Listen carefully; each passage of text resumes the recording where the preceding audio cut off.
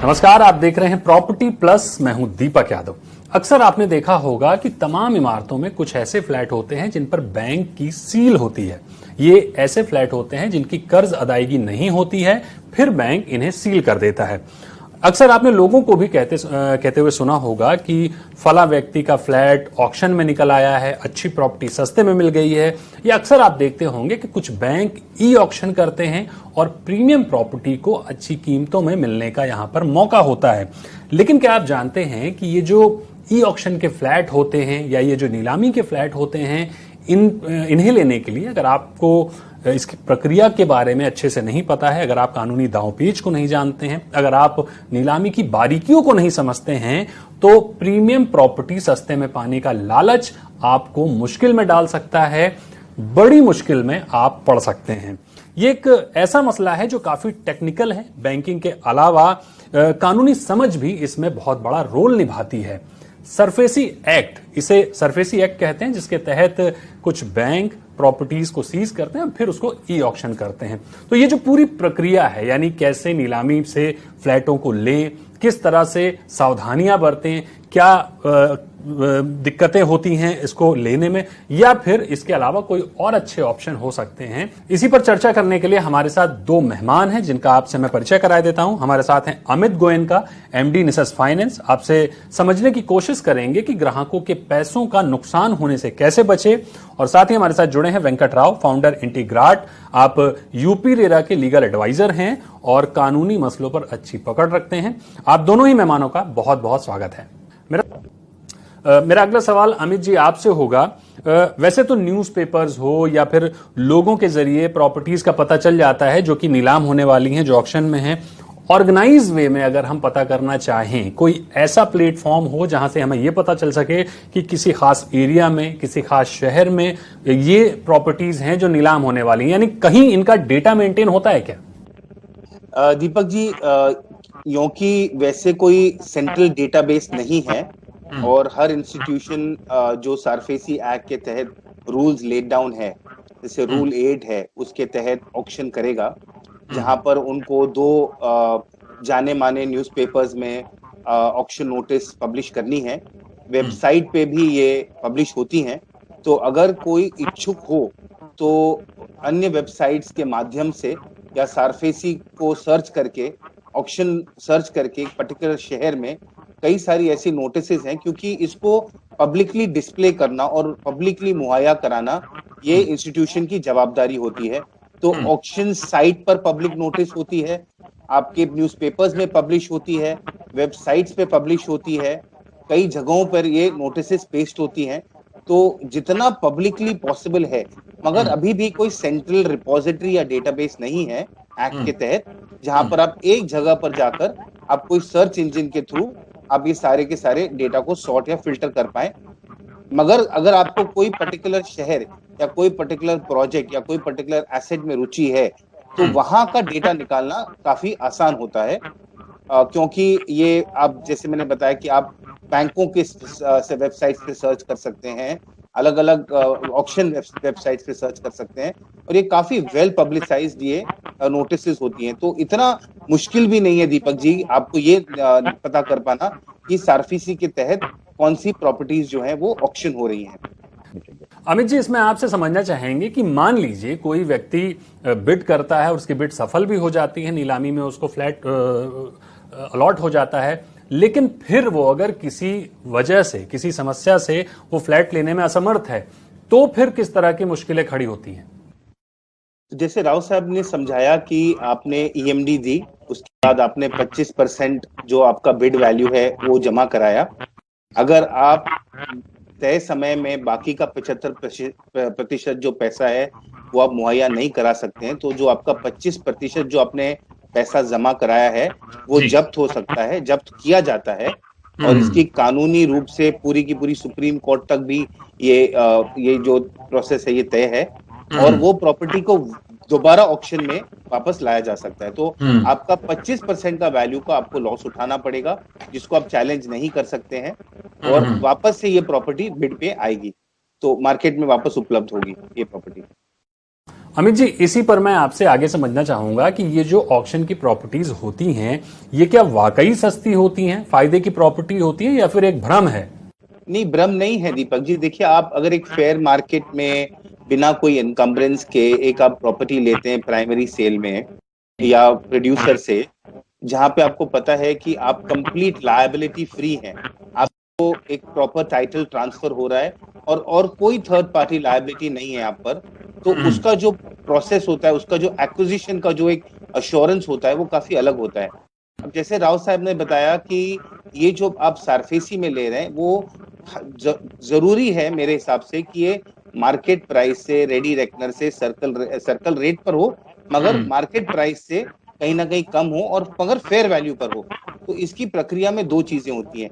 पहली बात तो इसकी डिस्ट्रेस वैल्यूएशन और फेयर वैल्यूएशन निकाली जाती है, जहां पे आपका रिजर्व प्राइस तय होता है। तो ऐसा नहीं है कि आपने 100 रुपए की चीज 1 रुपए में आपने बेच दी, ये मुमकिन नहीं है, क्योंकि आपको दो फेयर वैल्यूअर के तहत आपको वैल्यूएशन रिपोर्ट निकालनी पड़ेगी, आपको उसकी रिजर्व प्राइस तय करनी पड़ेगी, और वो उसके लिए आपको एक डेजिग्नेटेड ऑफिसर भी नियुक्त करना पड़ेगा जो बैंक का आदमी नहीं है, ताकि ये पूरा आर्म्स लेंथ प्रोसेस हो, ताकि कहीं पे भी इसका चुनाव नहीं, इसके कहीं पे भी इसको चुनौती नहीं दी जाए ये प्रोसेस को, ये प्रोसेस फेयर नहीं था या आर्म्स लेंथ नहीं था। तो ये बहुत जरूरी है बायर के लिए कि ये प्रोसेस अंडर रूल 8 फॉलो किया जाए, जिसके पहले वो बिड करें, अक्वायर करें। क्योंकि अगर प्रोसेस में गलती है या अगर लगता है कहीं ना कहीं कोर्ट को, क्योंकि इसकी अपील प्रोसेस भी है बोरोवर को, कि वो जाके सुप्रीम कोर्ट में या हाई कोर्ट में ये याचिका दायर कर सकता है कि ये पूरी प्रक्रिया गलत तरीके से या षड्यंत्र के तहत मेरी प्रॉपर्टी बिक्री की गई।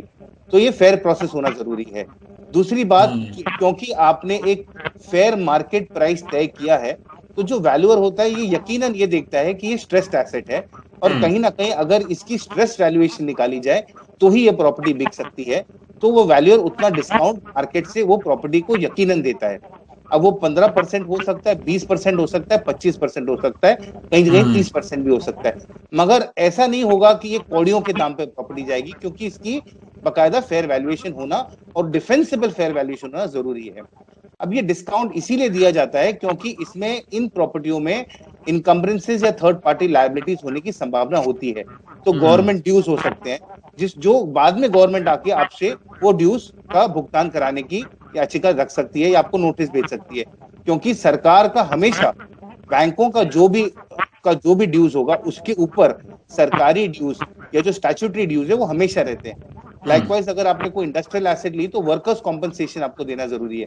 तो कई ऐसे आइटम्स हैं, कई ऐसे कॉस्ट हैं, कई ऐसे ड्यूज हैं जिनको नकारा नहीं जा सकता, जिनको एलिमिनेट नहीं किया जा सकता, उनका भुगतान करना अनिवार्य है, वरना वही प्रॉपर्टी पहले वापस से बिककर जो इनकम टैक्स या और कोई डिपार्टमेंट है या सरकारी जो ऑफिशियल्स हैं वो उसको वापस नीलामी करने की पावर रखते हैं, जो वापस आप चैलेंज नहीं करें। तो ये बहुत जरूरी है कि आपका ड्यू डिलिजेंस हो।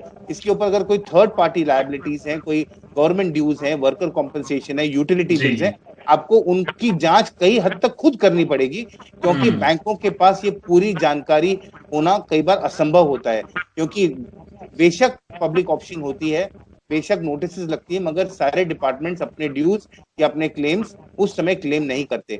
तो हो सकता है कि बाद में जाके वो अपने क्लेम्स का भुगतान मांगे और उस समय आपको क्लेम्स देने पड़ेंगे। जो बैठा हुआ कॉर्पोरेट डेटर है, वो बोरोवर है, वो वहीं बैठा रहता है, वो खाली रहता कई बार, वो मेजर इशू रहता है। मेरा सभी को ये कहना चाहता हूँ कि ये चीज को आप क्लियर ले लें, क्योंकि हालांकि रिस्पॉन्सिबिलिटी बैंक की है कि बैंक को एक्चुअली फिजिकल पोजीशन लेना है, सब देना है, बट एक बार आप पेमेंट कर चुके, सेल सर्टिफिकेट हो चुका, उसके बाद थोड़ा आपका चक्करबाजी ज्यादा लग जाता है rather than getting the physical. चौथी और इम्पोर्टेंट बात ये रहती है कि सेल सर्टिफिकेट को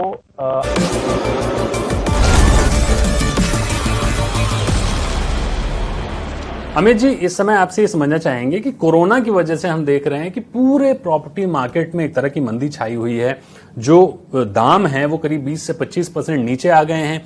अब अगर हम नीलामी की प्रॉपर्टी की बात करें तो उनमें भी तकरीबन इतना ही फायदा होता है, 20 से 25% ही भाव कम मिलते हैं। तो मौजूदा समय को देखते हुए फ्रेश प्रॉपर्टी और ऑक्शन की प्रॉपर्टी दोनों में आप किसे बेहतर मानते हैं?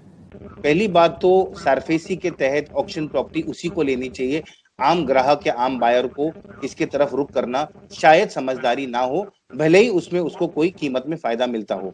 क्योंकि ये जो हम प्रक्रिया बता रहे हैं, इसमें कई लीगैलिटीज, कई टेक्निकलिटीज इन्वॉल्व होती हैं, जो शायद आम ग्राहक या आम बायर ना समझ पाए और उसकी पूरी प्रक्रिया के तहत वो एक्विजिशन ना कर पाए, और कहीं ना कहीं उसको उसके टाइटल में, उसके एक्विजिशन में और इसकी लायबिलिटीज में उसको आगे जाके दिक्कत आने की संभावना हो सकती है। पहली बात वो। दूसरी, जहां तक भाव का सवाल है, अब तो भाव ऐसा होता है कि आप जब फेयर वैल्यूएशन करा रहे हैं दीपक जी, तो आप मार्केट प्राइस निकालते हैं। तो अगर कोविड के पहले मार्केट प्राइस 100 रुपया थी और अब कोविड के बाद 80 रुपया रह गई है, तो वैल्यूएशन में उसका फेयर मार्केट प्राइस पहले तो 80 से ऊपर आ ही नहीं सकता।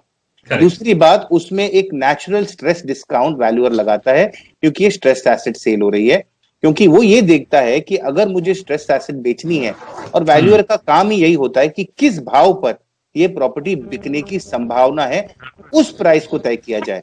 तो अगर हमको पता है कि मार्केट में क्लीन प्रॉपर्टी बिना लायबिलिटी के, बिना ये झंझटबाजी के आज 80 रुपए में बिक रही है, तो कहीं ना कहीं फेयर वैल्यूएशन 50 से 60 रुपए आके रह जाएगा। करेक्ट। डेफिनेटली सरफेसी और मार्केट सेल में 20 से 25% का अंतर तो बना ही रहेगा, उसके बिना तो सरफेसी के अंडर प्रॉपर्टी बिक ही नहीं सकती। हालांकि डेफिनेटली ये बहुत अट्रैक्टिव सेल ऑप्शन है, उसमें दो राय नहीं है।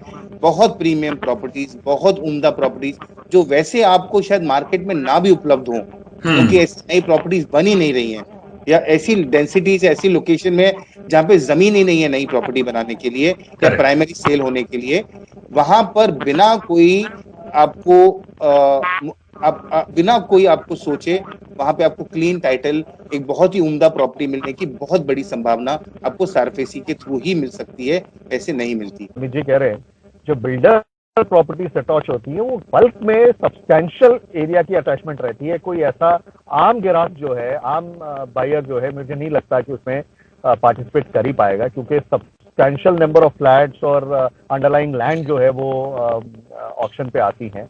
दीपक जी, सरफेसी एक बहुत ही पावरफुल एक्ट है। मैं ये ग्राहकों से, बायर से, इंस्टीट्यूशनल बायर से जरूर कहना चाहूंगा कि सरफेसी के तहत बिक्री में आई हुई प्रॉपर्टीज पर जरूर ध्यान देना चाहिए, क्योंकि एक तो आपको इंस्टीट्यूशनल सेल मिल रहा है, आप कोई बिल्डर से नहीं खरीद रहे हैं, आप कोई अननोन एंटिटी से नहीं खरीद रहे हैं, आपको इंस्टीट्यूशनल सेल मिल रही है, एक रेगुलेटेड बॉडी के थ्रू आपको टाइटल मिल रहा है। ये अपने आप में एक बहुत बड़ी उपलब्धि है प्रॉपर्टी के लिए, कि आपको क्लियर, ट्रांसफरेबल और मॉर्गेजेबल टाइटल मिलता है, जो कई जगह देश में ये दिक्कत है, क्योंकि हमारे पास अभी भी टाइटल इंश्योरेंस का कोई जरिया नहीं है कानून बनने के बावजूद। तो कहीं ना कहीं ये टाइटल इंश्योरेंस आपको मिलती है जब आप इंस्टीट्यूशनल परचेज करते हैं, ये बहुत जरूरी है।